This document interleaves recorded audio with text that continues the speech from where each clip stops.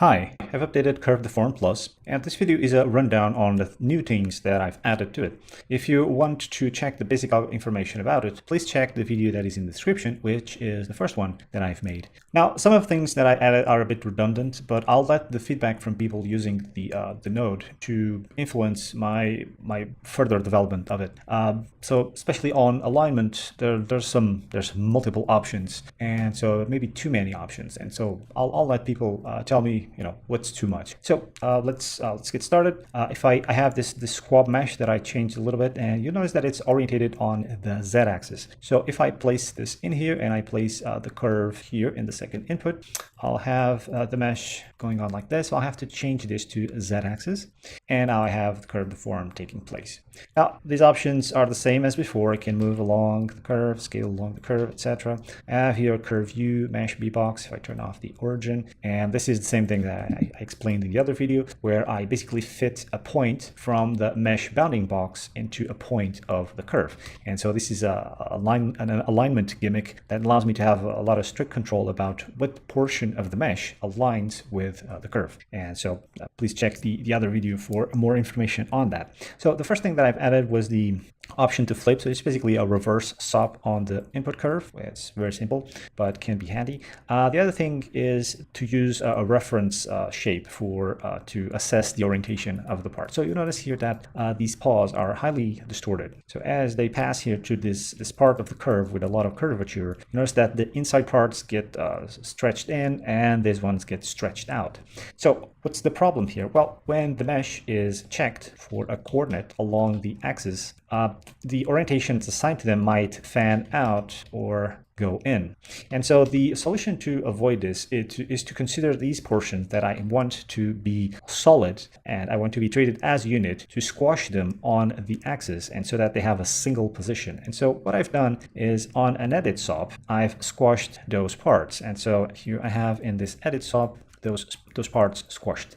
This means that when I plug this into the third input, and I come here to check the result, you notice that now the paws don't have any crazy stretching. They might intersect, as you can see, but if I turn this off, you notice this is what I had, and this is what I have now. So much better results. Right, so that's the second thing. Another thing is that instead of just having one fit option, I have now two fit options. So instead of just having a B-box fitting, where I fit the start of the mesh, where I fit the mesh from start to end of the curve, I also have the option to fit a specific range. And so instead of fitting from 0 to 1, let's say I fit this from 0 to 0.1. And you notice now I have this squab behaving like Jack in a Box. This is a nightmare fuel material. And yeah, it looks kind of funny. This option actually goes well here with this parameter called slink, which allows me to make the geometry do this slinky motion from start to end. And I can also cut off the effect of the curve deform. But for example, here in this range option, this portion of the mesh that you can see here at the origin, it's this little portion. So this is really scaled up a lot. But there might be situations where it's not that much, and I want to keep the scale consistent across the mesh. And so for those times, I might want to click here on extrapolate, and it will apply the same scaling that was applied to the portion that is fit to the rest, the outer portions of the mesh. Of course, in this case, this is a very small range, and so this is going to shoot out a lot, not very useful. So I can cut off the effect of the curve deform like this, which is nice and works for the other modes as well as the slink parameter works for the other ones. And so let's look now into alignment. So there's a lot of options here, and alignment, maybe even too many. So let's come here. And so first I have this alignment part has to deal with the initial alignment. So there are samples that are placed along the curve, and they're going to have a certain tangent that is consistent with the curve and a certain normal alignment. And that can have many variations. And so this is what that tab is about.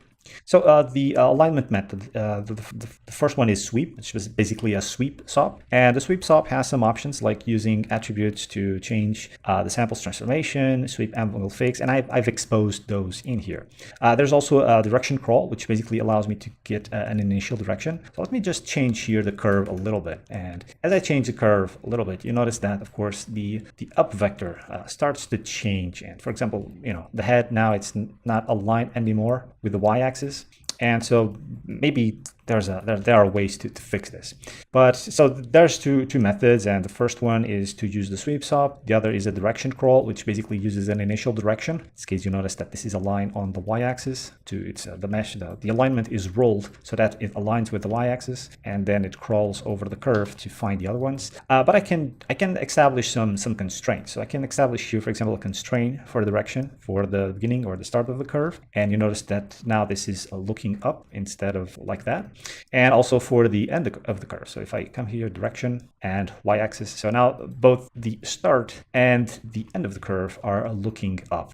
Right. That can be changed here, of course. So in this case, I'm using here these directions. I can change this direction to say instead of y-axis can be the x-axis, and so now it's orientated to this x direction. But I can also sometimes this is useful to align with things in the scene. So I have this option here to use an object to roll the orientation, the normals, with an object y-axis. And so I'm going to choose here this begin null, and here I'm going to choose this end null. Right, and so these two nulls here, now if I come here, and you notice that the y-axis is going to be used as the normal alignment for the normals of the samples that the sweep produces. If I come here and roll this one, you can see the same thing.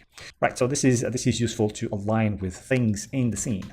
Now, this is not going to be perfect because we know that if something goes beyond 180 degrees, so if I have, let's say, this vector and I start to rotate something on this direction, it's as it crosses the 180 degrees threshold, there's going to be sort of a flip. And so this is just for initial alignment. It's not for twisting things. For twist, you can use the other things. You can use the offset transforms that I've shown in the other video, and you can also use this roll down here. But this is just for the initial alignment. And you can check the samples. You can see the samples and how they align by using the second input on the node. So if I come here, you can see these are the samples. So if I'm just going to put here this render highlight, see if I can, yeah, so I can still see the samples in there. And so let's say that I go, instead of just having a roll alignment, let's say that I want to have a little bit more. So I have here another example where I have a tube like so, and I have this tube, and let's say that I want to fit it between these two walls. Now you'll notice that this is going to intersect. If I just roll the tube, it's not going to change much. It's still going to hit those walls, even if I try it here to orientate. So it doesn't do a lot.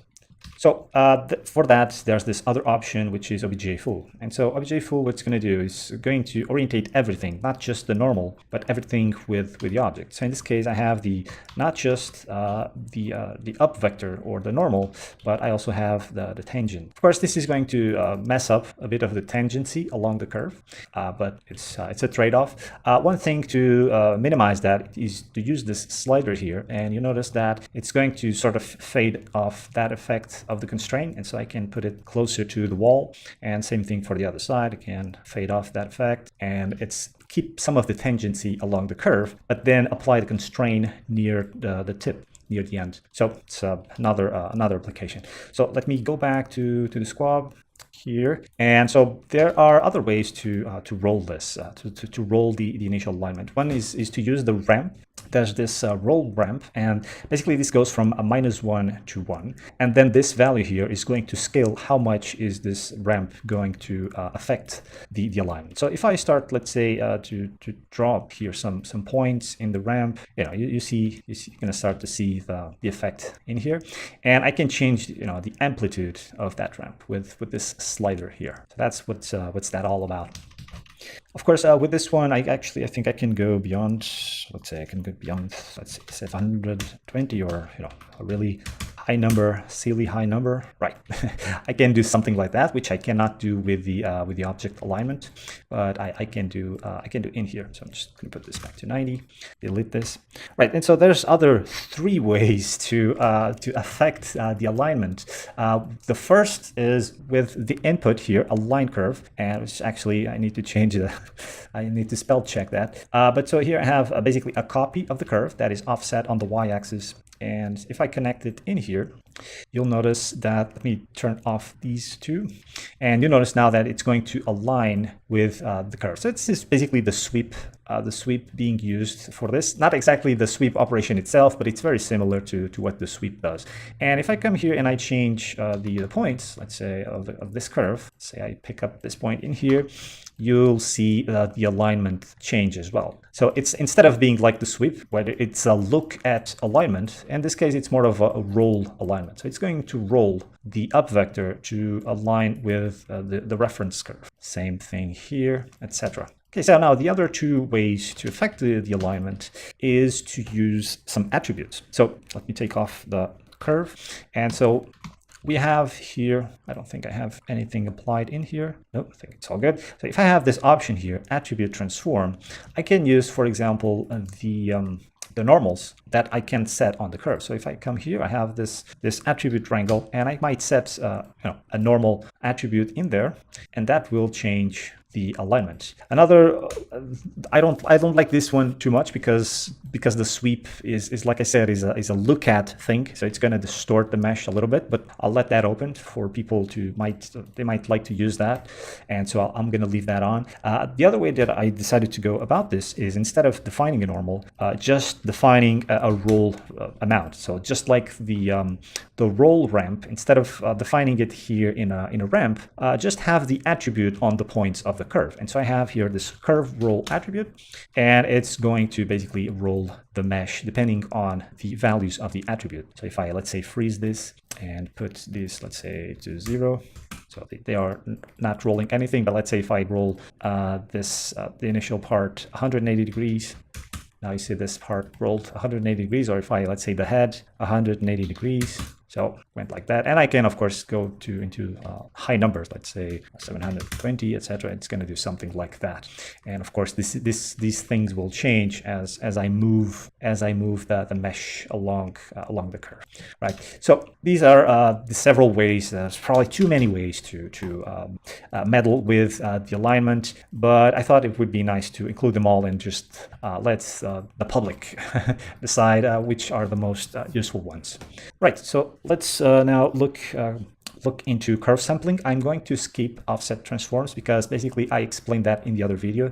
Quickly, this is just a distribution ramp, and these are just offsets that I can apply to the start and to the end of the curve. So if I put, let's say, a scale of 3 here, I can change, let me change the curve a little bit, like something like, let's say, like this, right? So this is basically a distribution curve. So it allows me to draw how I want those offsets to be distributed along the curve. And so check the other video, especially for this option here, which I think it's quite interesting. So moving along, curve sampling is basically me exposing the options that are used in the resample SOP and in the fit SOP that are used multiple times inside the operation. And so this portion top here is about the resample SOP, and this portion here is about the fit SOP. So unlike the other version, this one uses the fit SOP. So I always have a smooth interpolation instead of linear steps. And so I don't need a lot of samples. We can see the samples in here. This is the second output, which outputs some matrices and allows me to see the samples. And so I don't need a lot of samples to have a smooth result. This is enough. But I can change that in here. You can see that the number of samples increasing.